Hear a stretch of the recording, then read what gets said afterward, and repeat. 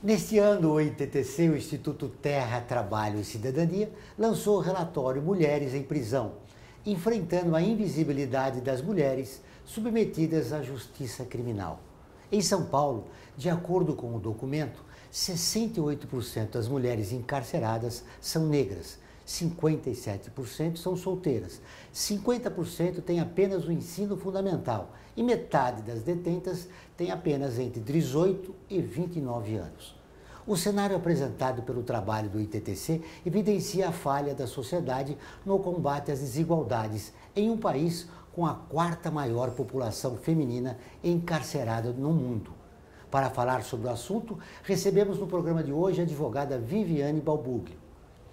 Olá, seja bem-vindo, eu sou Joel Scala e está começando o Observatório do Terceiro Setor, o olhar da cidadania.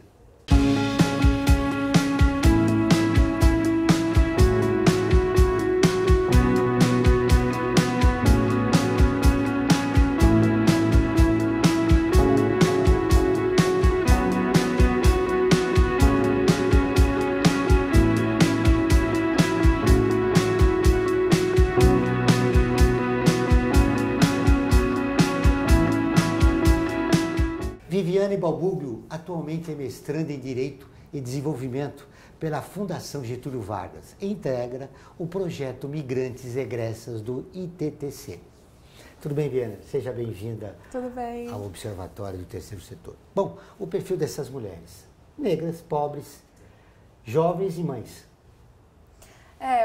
Esse é o perfil geral das mulheres que estão em situação de prisão hoje no Brasil, né, que revela muito da desigualdade de gênero, desigualdade econômica que o país vivencia. E aqui em São Paulo, essa também é a realidade, que se reflete no país inteiro. Para nós acabarmos com essa discriminação, com essa desigualdade, que políticas públicas seriam necessárias? A gente tem que entender também o que leva as pessoas a estarem presas, né? Qual que é a motivação, tanto pessoal, né, mas pensando a nível de Estado.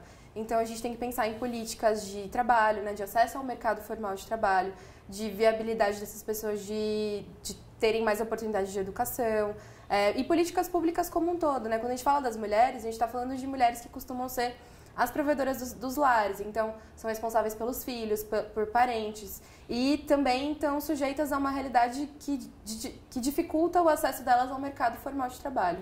Essas mulheres foram presas por que crime? Majoritariamente, as pessoas que estão presas no Brasil como um todo estão presas por crimes relacionados a drogas ou patrimoniais. As mulheres estão principalmente por atividades relacionadas a drogas, e quando falo patrimoniais, é furto e roubo. Mas a maioria dos crimes são crimes sem violência. A gente percebe também que a mulher sofre um preconceito dentro da cadeia, né? A discriminação não é só na sociedade, mas lá dentro também. A continuidade deste problema poderia ser resolvido de que maneira? O preconceito que elas sofrem lá dentro também tem muito a ver com a discriminação de gênero como um todo, né? Como que as mulheres numa sociedade, elas vivenciam espaços de maneira diferente que os homens. Como que o machismo também se revela uma vez que elas são presas. Então, acho que, por um lado, a gente tem que pensar como é que o que antecede a vida dessas pessoas que fazem elas estarem na prisão, né? Por que, por exemplo, uma mulher negra é muito mais parada pela polícia do que uma mulher branca? Porque uma mulher mãe pode receber uma sentença muito maior num processo do que um homem, né? E acho que a gente tem que levar em consideração todos esses marcadores sociais para pensar em mudanças efetivas para esse cenário. E também a prisão não reconhece as diferenças de gênero, a diferença entre o homem e a mulher, né? Não, a gente tem que pensar que a ideia da punição e da prisão, ela vem numa estrutura que é pensada para punir os homens.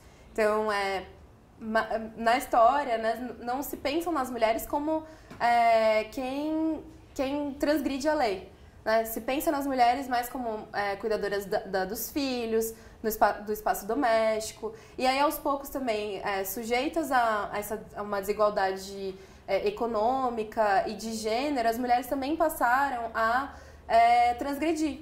E aí a gente tem que pensar como é que o nosso sistema lida com essa transgressão das mulheres. Será que as mulheres são mais punidas pelo judiciário porque elas também estão rompendo papéis de gênero? Será que as mulheres não estão ocupando os espaços de de poder, né? Como é que tudo isso está relacionado? E isso tem muito a ver com o aumento da população carcerária no Brasil hoje. Esse aumento da população carcerária, se fala muito também que as mulheres estão ligadas a crime, como você disse, de drogas, né, de tráfico. Sim. E que as mulheres servem, né, de apoio, de mulas, né, para os seus companheiros, para os seus parceiros.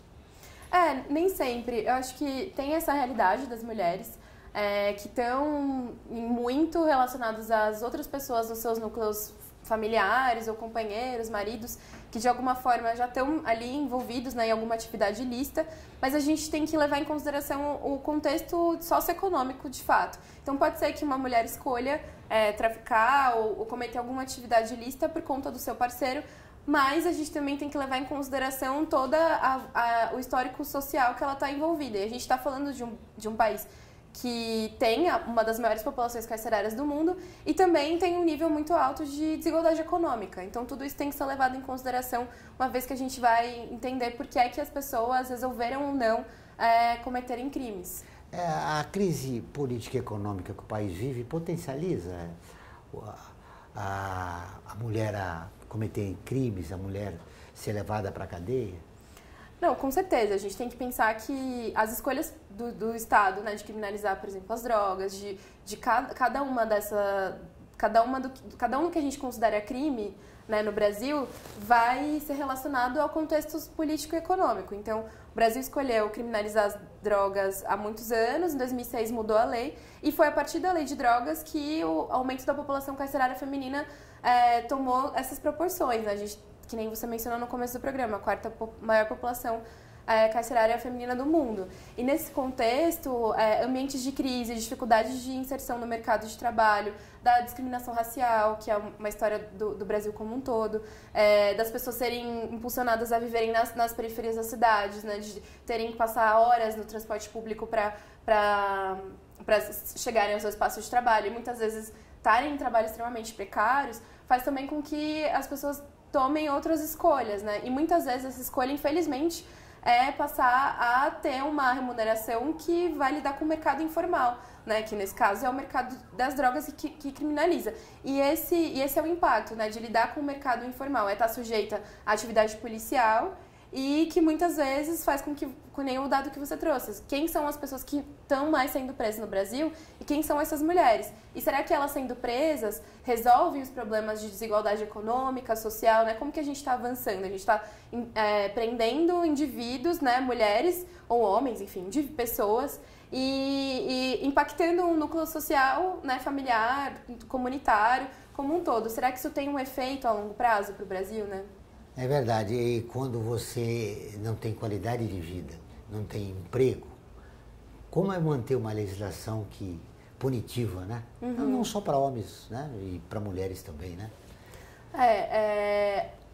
As legislações elas vão caminhando a partir dos interesses que se tem na guerra às drogas, por exemplo, né? Quais são os interesses que estão envolvidos que fazem com que pessoas que não tenham antecedentes criminais ou que não estejam envolvidas em organizações criminosas sejam presas por certa quantidade de drogas e outras pessoas com outras influências, com quantidades maiores, não são presas, né? Então a gente tem que pesar as escolhas que o Estado faz e no caso das mulheres a gente também tem que entender como nos últimos anos a gente também tem visto que uma maior visibilidade para o tema do encarceramento feminino também traz um novo posicionamento em legislação. Então, por exemplo, nos últimos anos a gente tem ouvido falar muito das mulheres que são mães, que estão em situação de prisão e que têm direito a alternativas ao encarceramento. Então, no mínimo, aguardar o resultado do seu processo em liberdade, cuidando dos filhos. E essa é uma visibilidade que o Estado tem dado para as mulheres,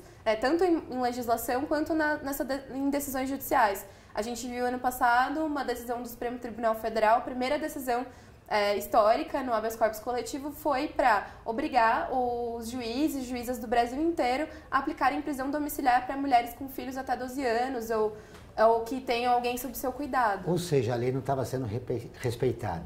Não. Isso representa uma violação dos direitos humanos.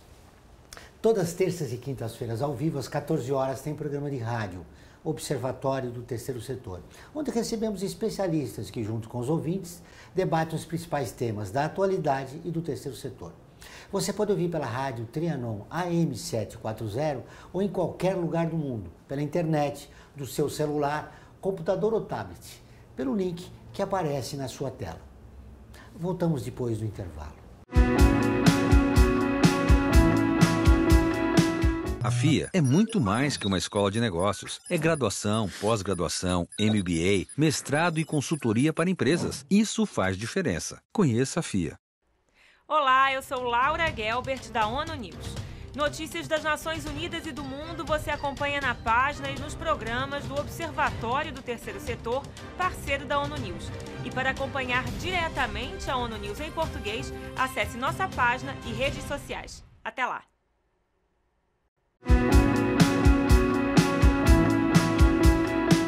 Voltamos com o Observatório do Terceiro Setor. E agora vamos para o quadro Você Conhece? Por lutar por justiça, era conhecida como a Mulher do Diabo. Leolinda Daltro. Você conhece?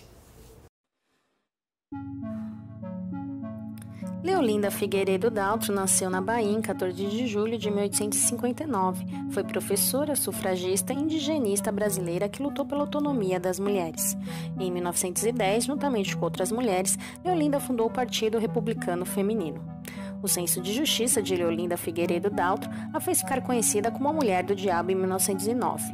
O Brasil, muito religioso na época, viu uma mulher desquitada, ativa politicamente, que circulava em ambientes masculinos, acreditava na transformação pela educação e lutou para garantir o direito das mulheres ao voto, não poderia ser considerada outra coisa senão diabólica para a época.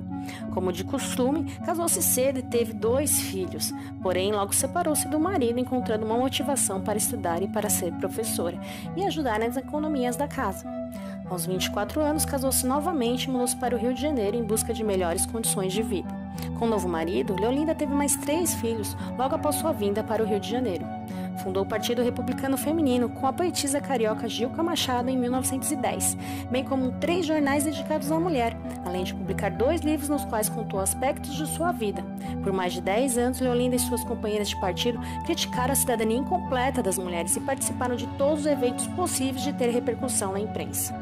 Além disso, Leolinda percorreu o interior do Brasil, a fim de estimular a alfabetização laica das comunidades indígenas, uma vez que o sistema vigente na época era de catequização e conversão ao catolicismo.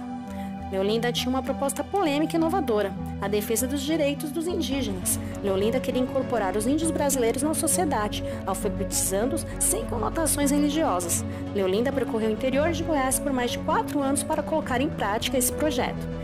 Em 1902, em uma viagem ao sertão de Goiás, procurou o Instituto Histórico Brasileiro para propor a criação de uma associação civil de amparo aos indígenas. Leolinda foi impedida de participar pessoalmente da reunião sob a alegação que era mulher. A partir de 1890, o voto deixou de ser considerado um símbolo e passou a ser visto como uma chave para mudanças. As sufragistas diziam que as vidas das mulheres não melhorariam até que os políticos colocassem seus olhos no eleitorado feminino. A luta pelo direito de voto era um meio para atingir um fim. Em 1913, os jornais deram ampla publicidade ao movimento das sufragetes, quase sempre reforçando que este não era um comportamento que as brasileiras deveriam seguir. Na década de 1930, Leolinda ainda estava ativa na luta da emancipação feminina, fazendo parte da Aliança Nacional das Mulheres. Leolinda, na maioria das vezes, foi mal compreendida e teve que suportar piadas e zombarias em relação à sua luta. Leolinda não queria revolucionar o papel da mulher na sociedade. O objetivo era reformar seu papel, integrando a mulher de forma mais justa e igualitária na sociedade brasileira e dando oportunidades para que as mulheres façam parte da vida pública. Ela também procurou reformar as leis para que as mulheres brasileiras atuassem de forma igualitária dos homens, com as mesmas oportunidades e direitos. Leolinda foi pioneira em lutar pelos direitos das mulheres no Brasil. Leolinda faleceu em 4 de maio de 1935, vítima de atropelamento no Rio de Janeiro. Até hoje, mulheres trabalham e estudam mais, mas continuam ganhando menos que os homens no Brasil.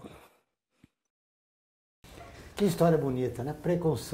Precursora do feminismo, lutou para a população indígena e ainda pelo voto da mulher aqui no nosso país. Sim, a gente não tem a menor noção de quantas mulheres cumpriram esse papel na história, né? A gente ouve muito mais a história do lado dos homens, o que é conhecer figuras como ela é bem importante. E interessante que você falou, as mulheres são impedidas, né, de conhecer a história de pessoas como Leolinda, que fizeram uma diferença nessa luta pela igualdade, né? Não, com certeza, com certeza. Muito bem, continuando com a nossa conversa, você visita no trabalho que realiza, visita as cadeias. Quais são as condições das prisões aqui que as mulheres hoje estão enfrentando no nosso estado e no nosso país em geral, né? A gente tem que pensar que a prisão não é um espaço salubre para ninguém viver, né? Então a gente tem que pensar que a gente tem que ao mesmo tempo buscar garantir direitos mínimos, né, dentro da prisão, o que já está previsto em lei, para as pessoas também terem acesso às alternativas ao encarceramento, né? Entender tudo isso.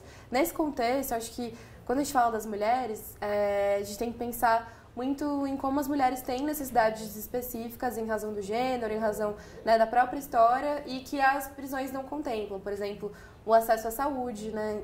As mulheres nem sempre têm os seus direitos à saúde completamente garantido. Além disso, as questões relacionadas ao trabalho, ao estudo, muitas vezes as penitenciárias não têm possibilidade de as mulheres trabalharem e estudarem ao mesmo tempo.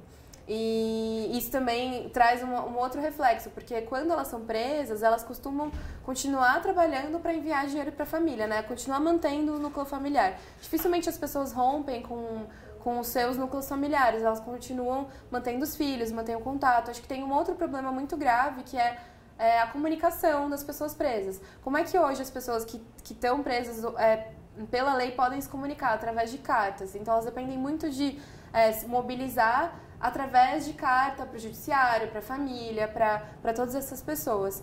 E acho que nesse sentido, além das condições de fato, né, de precariedade das prisões, dos problemas em questão de alimentação, do acesso à saúde, acho que a gente vê muito uma questão de como as mulheres, elas recebem menos visitas, né? Por exemplo, recebem menos visitas que os homens. Em geral, quem visita as mulheres são outras mulheres.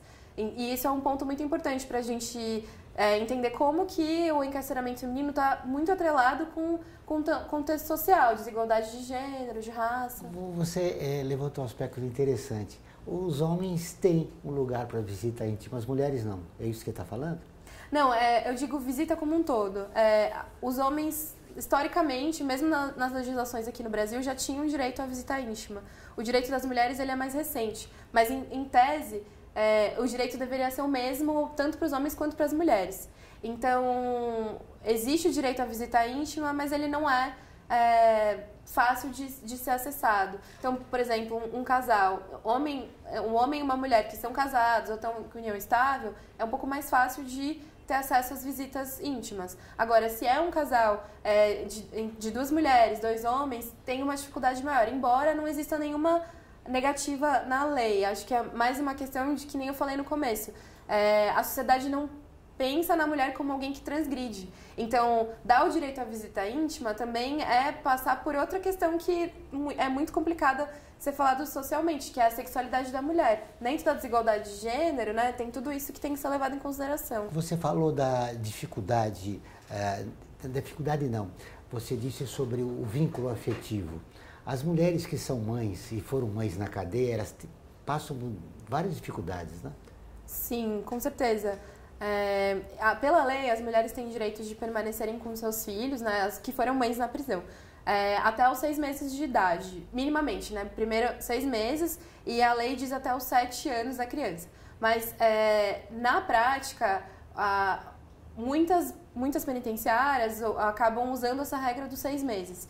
Então, as mulheres ficam com os filhos numa dinâmica do dia inteiro. Então, passa o dia inteiro cuidando do filho dentro da penitenciária, pelos 6 meses, e de um dia para o outro esse vínculo é rompido. Então, ou ela entrega o bebê para um familiar, né, faz esse processo de transição para a criança passar a viver com a família, ou a criança é acolhida num abrigo. Claro que essa é uma realidade que varia entre estados, mas a ideia de hoje, dentro da legislação que a gente tem, da decisão do Supremo Tribunal Federal, é que isso não aconteça, que as mulheres sejam presas e tenham direito à prisão domiciliar nas situações que que a decisão prevê, né, que são, por exemplo, casos em que não são crimes que não são considerados com violência, é que elas têm o direito à prisão domiciliar e não precisem passar por esse processo de ruptura com os filhos. E que não vem acontecendo atualmente?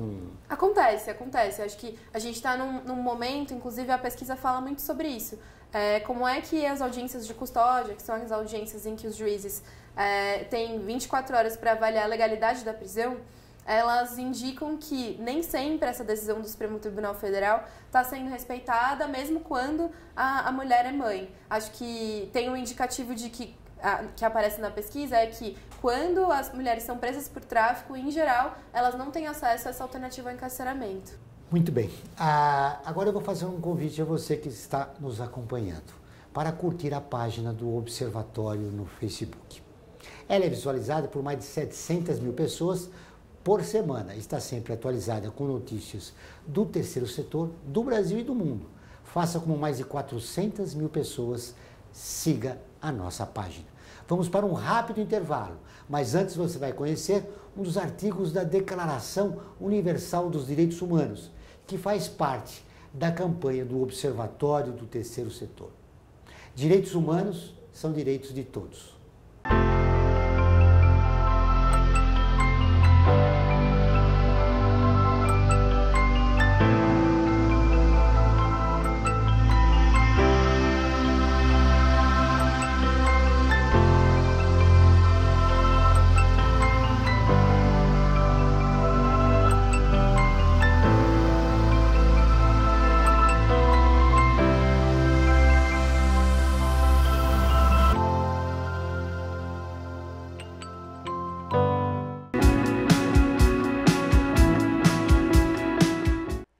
Olá, eu sou Laura Gelbert, da ONU News.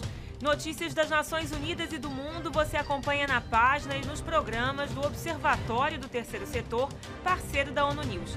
E para acompanhar diretamente a ONU News em português, acesse nossa página e redes sociais. Até lá!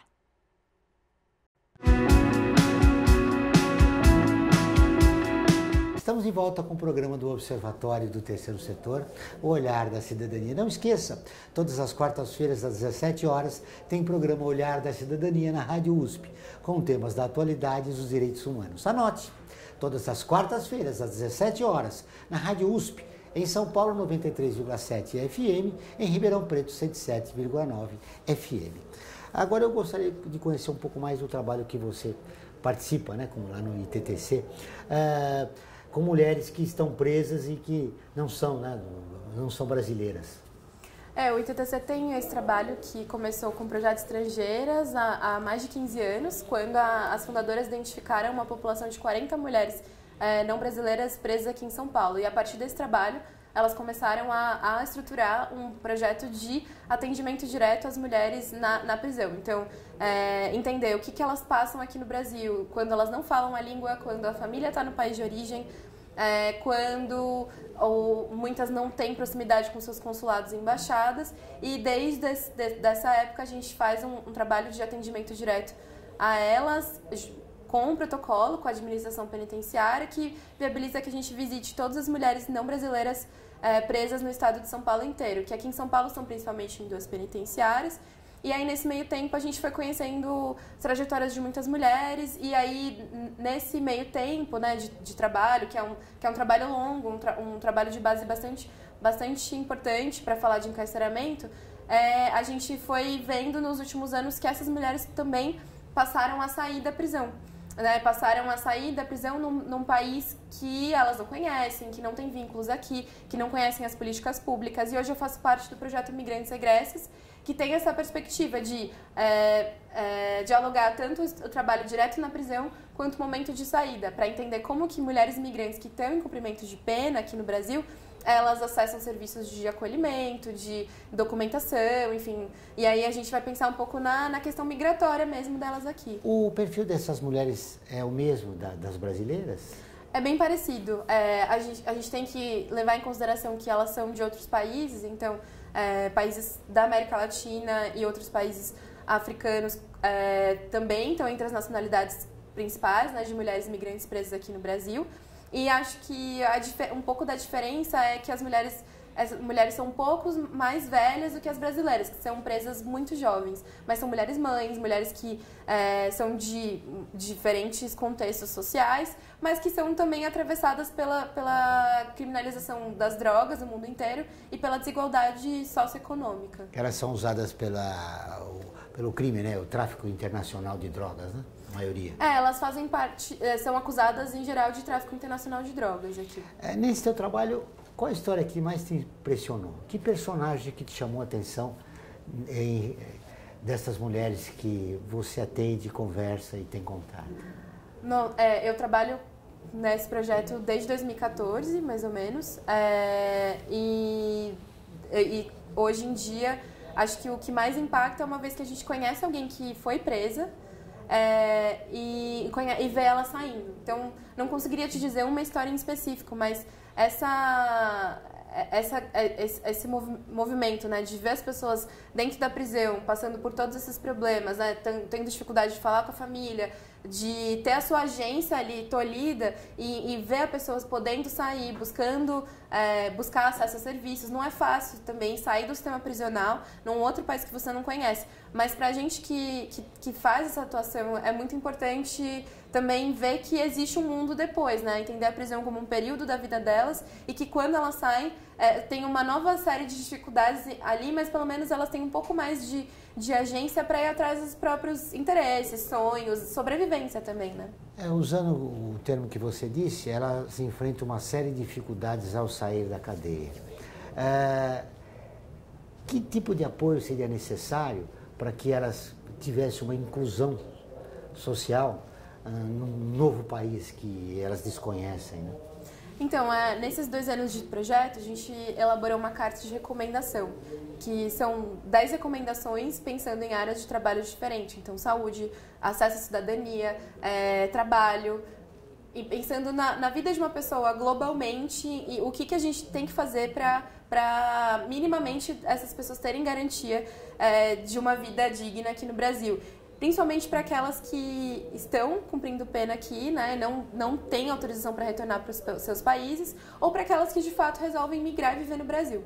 Então, acho que a gente tem que combater uma série de barreiras, principalmente no acesso ao mercado de trabalho, que tem um estigma muito forte para quem passa pelo sistema prisional. Acho que esse é um ponto, responsabilizar tanto a iniciativa privada quanto pública para entender quais são os desafios e esse estigma que as pessoas que foram presas passam, né, na busca por trabalho formal, por exemplo. Outra coisa é os serviços públicos como um todo não terem qualquer tipo de discriminação, como não deveria ter. Mas a gente vê que pelos relatos de mulheres que a gente atende, que muitas vezes o fato delas terem sido presas um dia faz com que elas sejam maltratadas no serviço ou não consigam, né, não tenham outra entrada diferente do que uma pessoa brasileira, uma pessoa que não teria cometido, não teria sido condenada por nenhum crime. Então a gente tem muito para avançar e esse documento que a gente fez foi justamente para entender a experiência de trabalho de mais de 2 anos desse projeto, para avançar em política pública e em conscientização. Nós sabemos que a justiça não funciona para a população de baixa renda. Existem ainda muitas mulheres presas sem serem julgadas, condenadas pela justiça? Tem muitas mulheres. A pesquisa que a gente estava conversando aqui sobre a audiência de custódia é justamente uma resposta à população prisional, né, no Brasil, que é de pessoas sem julgamento, que a gente chama de pessoas em prisão provisória. Então, as audiências de custódia vieram nessa tentativa de acabar com a prisão provisória no Brasil. Então, pesquisas como essa têm o objetivo de diagnosticar se a audiência de custódia de fato está funcionando. A gente foi ver na prática que quando a gente fala de tráfico de drogas, ela não está funcionando. As pessoas continuam presas e aguardando seus julgamentos por mais de, vou chutar aqui 6 meses, mas vai depender de caso a caso. Para fechar nossa entrevista, como nós mudamos essa realidade enquanto sociedade? A gente tem que, de alguma forma, quebrar muito esse estigma que tem das pessoas que estão no sistema prisional, entender as trajetórias delas, as vivências dessas pessoas e, ao mesmo tempo, acho que, como sociedade, a gente tem o dever de olhar para as legislações que a gente já tem. O judiciário hoje tem condições de aplicar alternativas ao encarceramento, tem condições de visitar um presídio, de entender quais são as realidades desse local e responsabilizar as autoridades públicas, principalmente. Tem condições, mas não está fazendo ainda. Ainda não. Obrigado pela entrevista, foi um prazer conhecê-la.